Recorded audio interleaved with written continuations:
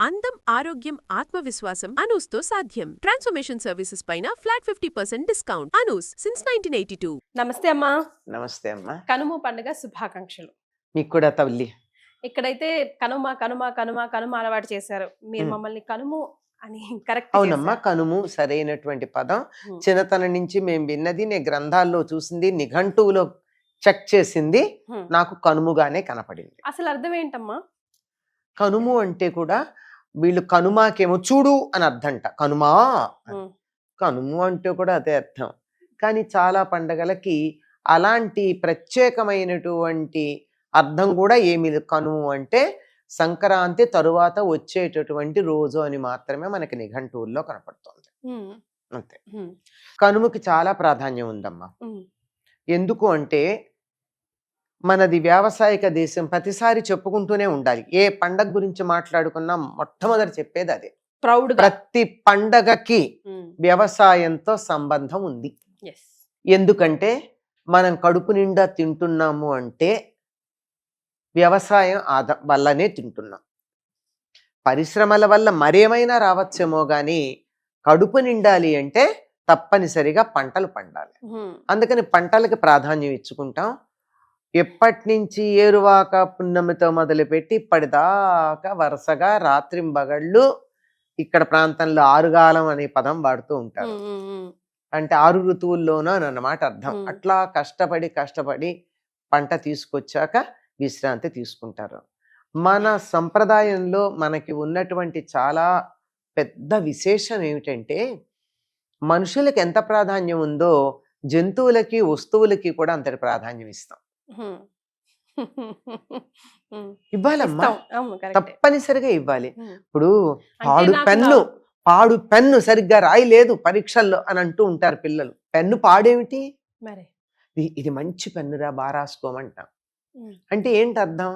వాటిల్లో కూడా ఒక శక్తి ఉంది. అవి బాగుంటేనే మనం బాగా చేయగలం.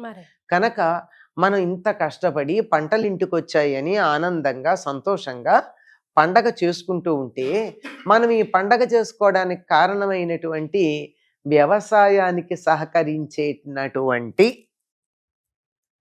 పాలేర్లు, రైతులు, తరువాత పశువులు, బళ్ళు, నాగళ్ళు, వీటన్నిటిని కూడా పూజించే రోజు కనుమ పండగ.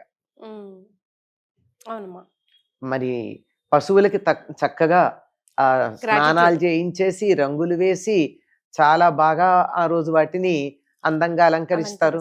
మనకేనా వాటికి మాత్రం వినోదాలు అక్కర్లేదా అని వాటికి కూడా పోటీలు పెడతారు. గొర్రెలు పెంచేవాళ్ళు గొర్రె పందాలు, ఎడ్లని పెంచేవాళ్ళు ఎడ్ల పరుగు పందాలు, ఎడ్ల బండి పందాలు ఇప్పటికి కూడా అక్కడక్కడ మనకు కనపడుతున్నాయి. చాలా తక్కువ అనుకోండి. అసలు ఎడ్లని వాడేదే వ్యవసాయంలో తగ్గిపోయింది. మనకి గో సంపద తగ్గిపోయింది, అందులోనూ ఎడ్లు ఇంకా తగ్గిపోయినాయి. అందువల్ల చాలా తక్కువ. గాని ఎడ్ల పందాలు, తర్వాత వ్యవసాయం అంటే ఒక ఆవులును పొలము ధాన్యమే కాదు కదా, వాటికి సంబంధించి గొర్రెల్ని పెంచేవాళ్ళు, మేకల్ని పెంచేవాళ్ళు ఉన్నారు, కోళ్ళని పెంచేవాళ్ళు ఉన్నారు. ఇవన్నీ కూడా వ్యవసాయంలో భాగాలే. కనుక కోళ్ళకి పందాలు పెడతారు, తర్వాత గొర్రెలకి పందాలు ఉంటాయి, ఆ తర్వాత వీటన్నిటికి కూడా పందాలు ఉంటాయి, ఎడ్లకి పందాలు ఉంటాయి. వీటన్నిటిని కూడా ఉరికే పందాలైనా వాటిని చక్కగా పోషించటం. ఆ పందానికి వాడేటటువంటి ఎద్దుని కొంతకాలం ఏ పని చేయించరమ్మా, చక్కగా పోషిస్తారు. చాలా బాగా మేపి దానికి యజమానోడు ఉంటాడు కదా, వాడు ఎట్లా చెప్తే అట్లా వినేటట్టుగా దాన్ని సిద్ధం చేస్తారు. అట్లాగే గొర్రెలు అంతే, కోళ్ళు అంతే, వీటన్నిటిని కూడా అలా. అంటే జంతువులకి కూడా ఒక వినోదం, ఒక క్రీడ, ఒక ఆనందం ఉంటాయని గుర్తించిన గొప్ప సంస్కృతి మనది. వాటిని పూజిస్తాం. పోనీ జంతువులేనా, ఆఖరికి అక్కడ ఉన్నటువంటి నాగళ్ళు, బళ్ళు, వాటికి కూడా పసుపులు అవి బొట్టు పెట్టి పూలదండలు వేస్తారు. ఇప్పుడు మరి నాగళ్ళు బళ్ళు రెండూ లేవు. ఇప్పుడున్నవి ఏమిటి?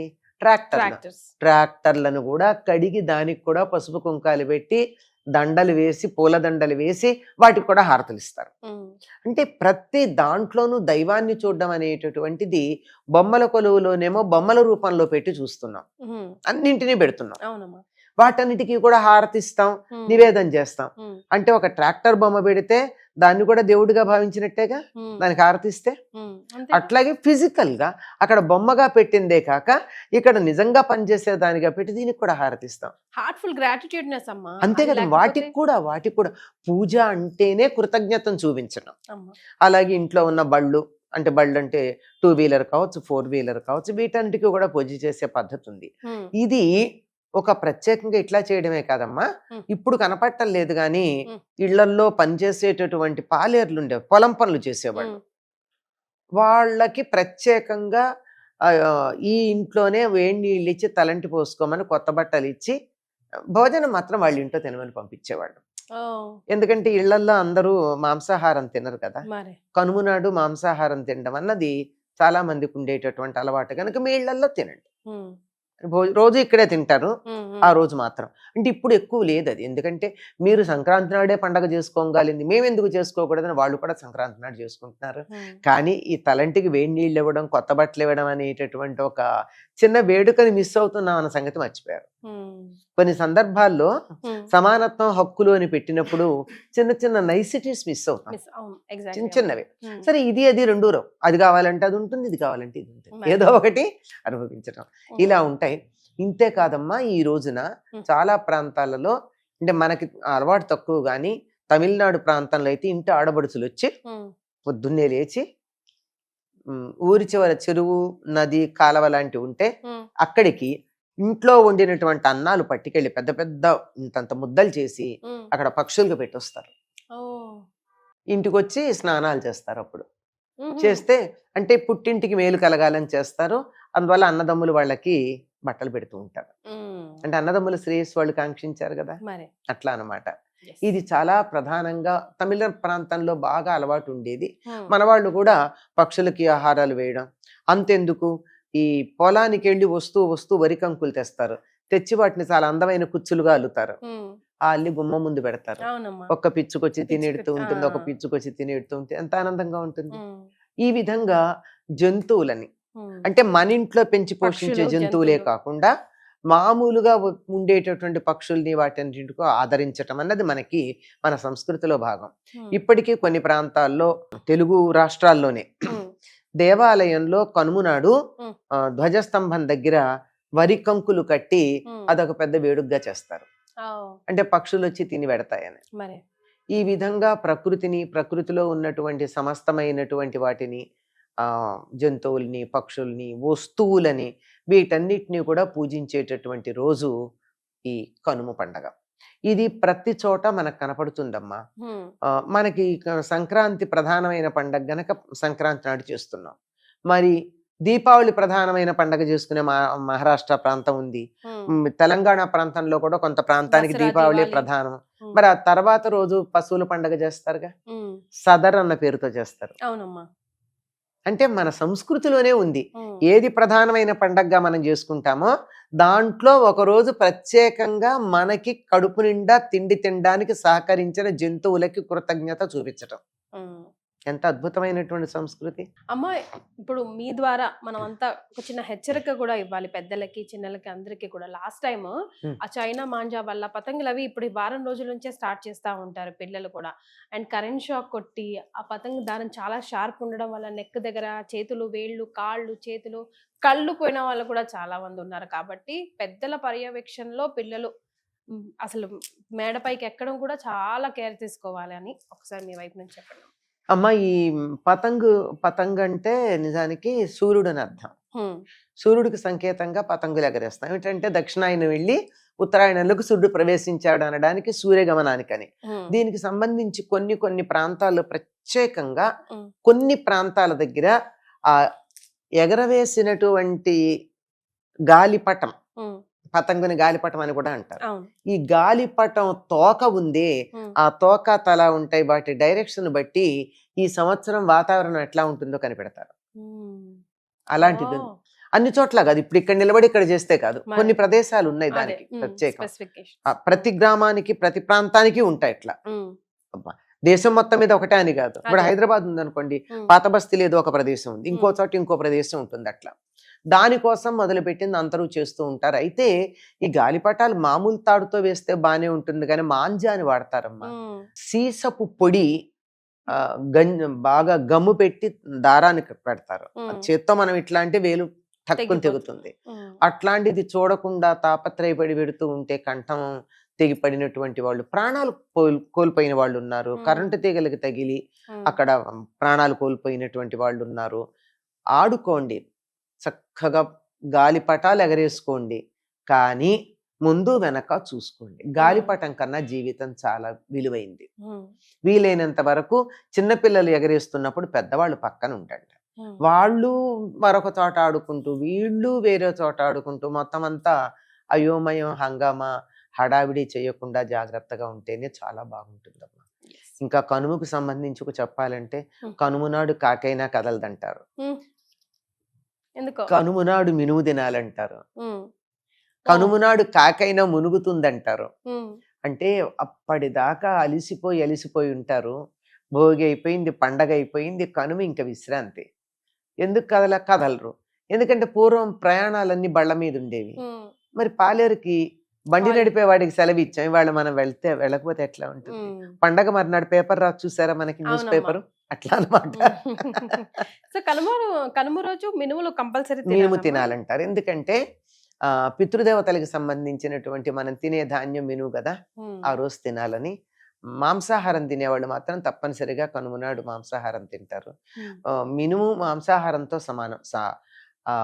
శాకాహారులైనటువంటి వాళ్ళకి శరీరానికి కావలసినంత మాంసకృతులు కావాలి అంటే మినుమే తినాలి. అందుకని ఇంకా రాబోయే కాలం శీతాకాలం అయిపోయింది, ఎండలు రాబోతూ ఉన్నాయి, శరీరానికి శక్తి అవసరం అవుతుంది, తప్పనిసరిగా మీరు మినుము తినండి అని చెప్పేటటువంటిది. ఇక్కడితో కనుము అయిపోయింది. మరి ముక్కనుము సంగతి అంటే కనుముకి ఎక్స్ట్రా కలిసిందనమాట ముక్కనుము. ఈ కనుము నాడు ఏమీ చెయ్యరనుకున్నాం కదా, అయిపోయింది. ముక్కనుము ఏమైందంటే ఉత్తరాయణం మొదలైంది. ఉత్తరాయణం సంక్రాంతి నాడు మొదలైంది, మర్నాడు కనుము. ఒక్కరోజు గ్యాప్ ఇచ్చేసిన తర్వాత అంటే పితృదేవత ఆరాధనలు అవన్నీ అయిపోతాయి కదా, ఆ తర్వాత ముక్కనుము నాడు ఉత్తరాయణం వచ్చింది గనక శుభకార్యాలన్నీ మొదలు పెట్టుకోవచ్చు అని చెప్తారు.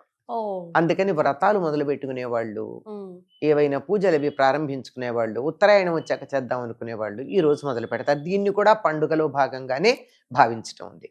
ఈనాడు కూడా ఇంకా బొమ్మలు ఉంటే ఈ రోజు కూడా హారతి ఇచ్చి ముక్కను అయ్యాకే తీస్తారు. ఈ రోజు కూడా ఇంట్లో పండగ వాతావరణమే ఉంటుంది.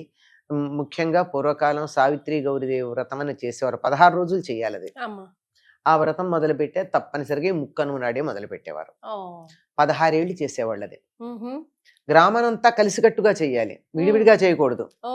ఆ గ్రామంలో ఎంతమంది ఎవరింట్లో ఇప్పుడు ఎవరు ఎక్కువ సంవత్సరాలు చేస్తుంటారో వాళ్ళ ఇంట్లో చేయాలి అందరూ వచ్చి, కొత్తగా చేసేవాళ్ళు. అంటే గ్రామంలో ఐకమత్యం తీసుకురావడానికి ఎన్ని రకాల పద్ధతులు ఉన్నాయో చూసారా. అందులోనూ వీళ్ళంతా ఊరేగింపుగా కుమ్మరి ఇంటికి వెళ్ళి బొమ్మ తెచ్చుకుని వస్తారు. ఆ వెళ్ళేటప్పుడు ఏం చేస్తారో తెలుసా, ఆ కుమ్మరికి బట్టలు పట్టుకెళ్ళి స్వయం పాకం ఇచ్చి అతన్ని గౌరవించి తీసుకొస్తారు. అంటే అన్ని వృత్తుల వారిని గౌరవించి అన్ని వృత్తులకి సమప్రాధాన్యం ఇచ్చి వాళ్ళని తక్కువ చేయడం కాదు. మీ ఇంటికి నేను మేళతాళాలతో వస్తాను, అమ్మవారి బొమ్మ ఇస్తావు గనక నువ్వు ఇచ్చినందుకు నిన్ను నేను ఒక బ్రాహ్మణుడికి ఏ రకంగా బట్టలు ఇచ్చి గౌరవంగా చూస్తాను, తాంబూలం ఇచ్చి అట్లా నిన్ను కూడా గౌరవంగా చూస్తానని తెస్తాను.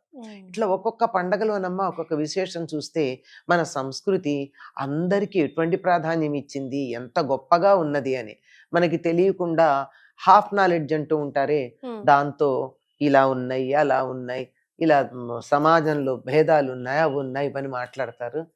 తెలిసి తెలియకుండా మాట్లాడుతున్నారు. ఎన్ని వేల సంవత్సరాల క్రితం ఇదంతా ఇవన్నీ మరి కుమ్మరిని వాళ్ళ ప్రత్యేకంగా గౌరవించాలి. మరి అయిందా? ఇంకా ఆ రోజు ఆయన మహారాజు. మరే అట్లా ఉంటుంది. ఒక్కొక్క సందర్భంలో ఒక్కొక్క వృత్తికి అంత ప్రాధాన్యం ఇచ్చారమ్మా. ఎస్. సో 3-4 రోజుల పండగగా చేసుకున్నాం, అన్ని విషయాలు తెలుసుకున్నాం, ముందుగానే ప్రిపేర్ అయి ఉన్నాం అనుకోండి.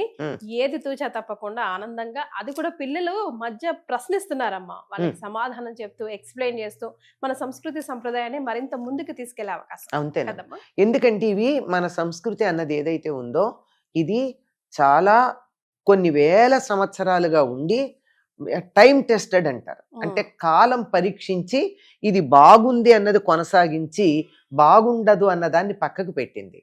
అందువల్ల దీనివల్ల మేలే తప్ప హాని ఎక్కడా ఉండదు. ఎగ్జాక్ట్లీ. చాలా సంతోషం అమ్మా, నమస్తే ధన్యవాదాలు. అమ్మా.